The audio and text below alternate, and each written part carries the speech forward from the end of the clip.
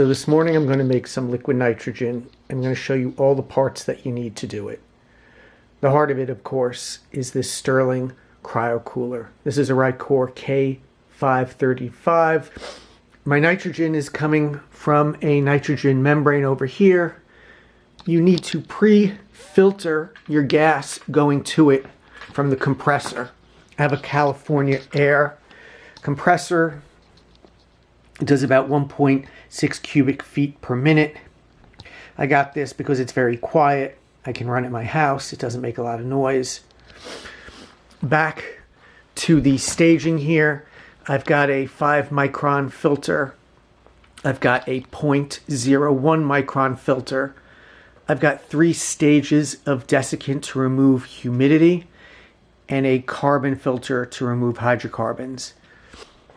I'm going to cool the cryocooler through these ports using a Julabo water cooler. It goes no lower than 5 degrees centigrade.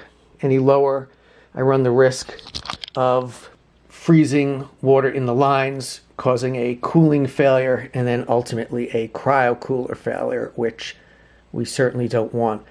You can get lower temperatures with different coolers if you put ethylene glycol in, but it's more viscous, and these are 1/8 coils. So there's a trade-off between the mass of coolant that you can run through per unit time versus its temperature, and the 5 degrees centigrade does just fine. I'm going to turn that on to get that going. The cryocooler is controlled by software, so I can set exactly where I want it to go. I will monitor the percentage of nitrogen going in with this little makeshift oxygen analyzer. If I've got 21% oxygen, I know I've got about 79% nitrogen. It is important to make sure you have a vacuum thermos. So this is a jacketed thermos. Otherwise, I'm going to be pulling in heat from the surroundings, and that's going to thwart my ability to keep the liquid condensed. I have made a Teflon fitting that fits very tightly on here. This O-ring came with the cryocooler, and that fits right in here, and it sits right in this spot there, like that. I'm pumping the nitrogen through a tiny hole that I made here. I will pump the nitrogen through there, and it will be slightly over atmospheric pressure because I'm going to be pumping more nitrogen in than I'm actually condensing. But I will be condensing it at about 1.4 liters a minute. So I'm going to press this on. That's reasonably tight. That seems pretty good. Let's start things. I re-zeroed my oxygen analyzer to 20.9%. My power supply is on. I'm going to start cooling.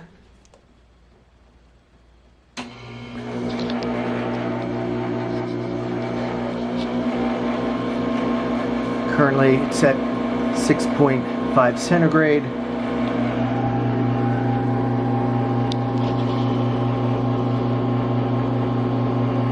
See the water going in.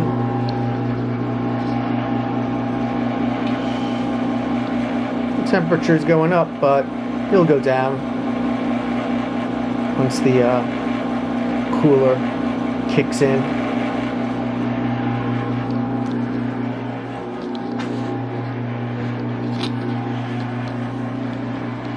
We'll start the compressor. The compressor's on. And you can see the nitrogen concentration going up because the oxygen concentration is going down. for about 2 liters a minute. I'm currently down to 194 Kelvin.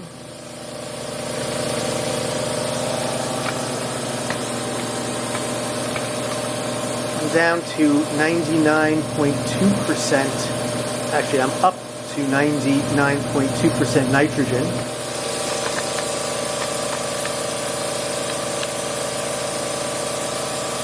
I'm running over a little over 100 psi.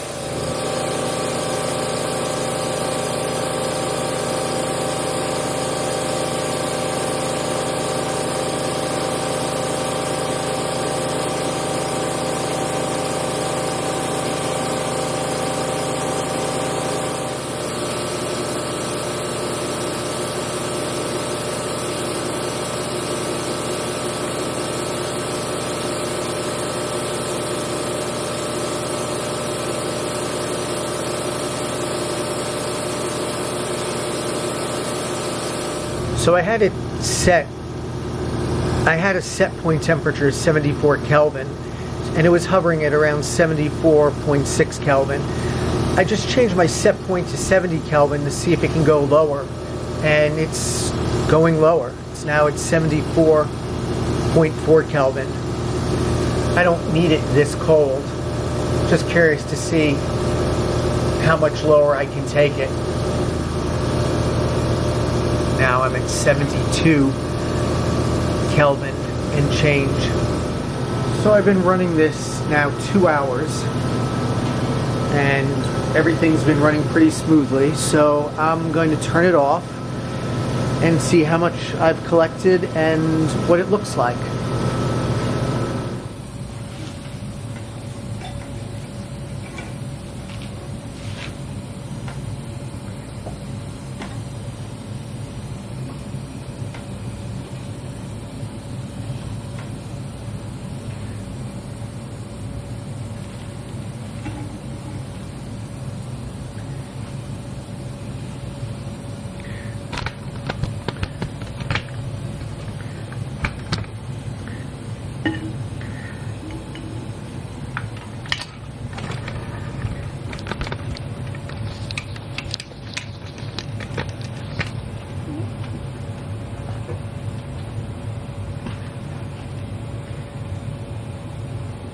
That's a pretty good amount. Looks pretty clear.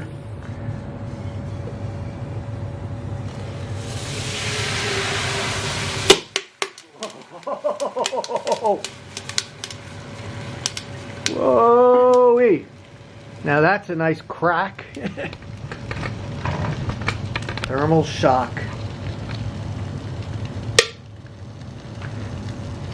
Lost all of it.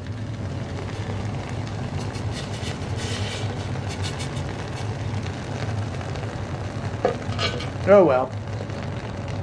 That was fun.